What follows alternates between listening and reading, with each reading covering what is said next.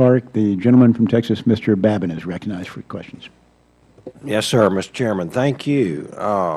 Very interesting. Thank you, witnesses, for being here. Mr. Cass, Mr. Grossman, the Paris conference appears to be all about climate financing. I heard Dr. Steer a while ago was talking about how enthusiastic the Indian Prime Minister was in Paris.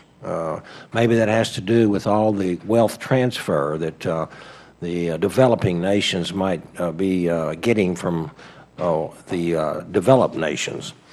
But not only is the United States supposed to hobble its own economy with the Clean Power Plan in the name of the President's climate agenda, it must also pay billions to these developing countries. Do you agree with my assessment that we are transferring wealth? That's certainly what is being expected of us and what I think President Obama would like to commit to. Until Congress appropriates it, though, it will not actually go out the door. Right. And how about you, Mr. Grossman? I agree with that. I mean, that's, the idea that we would be transferring wealth in the form of foreign aid is an integral part of the agreement, albeit one that, given current legal authority, is not enforceable at this time. Right.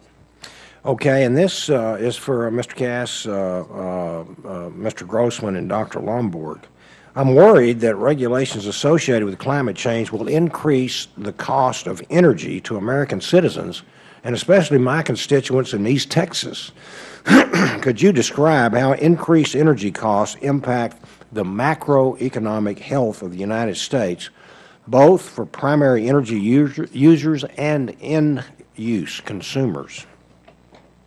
Well, I think one thing to note in particular is Texas is in a very unique situation, is uniquely harmed by the Clean Power Plan and by other regulations that increase the cost of energy.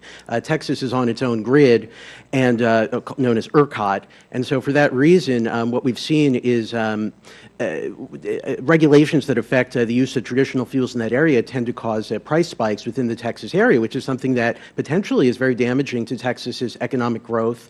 To this date, it's been one of the bastions of growth in the country, and if you looked at the overall energy policy and how it affects Texas, that status is potentially at risk.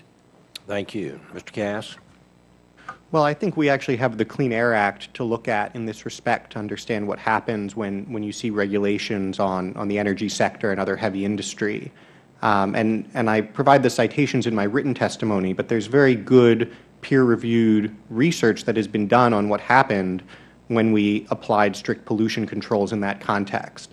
There was the loss of hundreds of thousands of jobs, the long-term reduction in the earnings of people in affected industries, decline in the profitability of manufacturing, and also a sharp decrease in the number of new facilities that were opened. And again, there may be benefits to offset costs in some contexts. Certainly the Clean Air Act has achieved significant public health benefits, but it's critical to understand what those costs are and understand that in the Clean Power Plan, we are taking on the costs, and yet we're not getting the benefits. Right. Okay, thank you. And Dr. Lomborg, are you still there? Yes, I am. And very, very bluntly, yes, of course, if you increase the cost, if you say you have to buy energy that's more costly, the price will go up. But what we've also seen in Europe is that we have dramatically increasing power costs. Germany and Denmark, I'm sorry to say, are the most expensive countries in the world for energy, certainly in the industrialized world. And the costs are typically in the order of 4 times as costly as what your constituents are paying for their electricity. So yes, it really does have impacts. And of course, remember, this is a regressive tax because the poor will actually end up paying the most.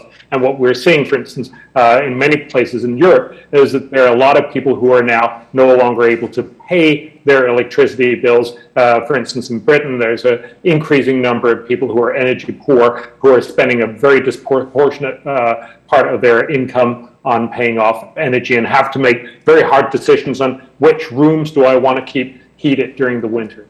Okay, thank you very much. And then also, just yes or no, do high energy prices spill over and translate and impact everyday items like cost of groceries, everyday goods and services? And are there other areas where energy prices will impact the United States, and especially my district in Texas, can energy prices impact national security or the stability of financial markets?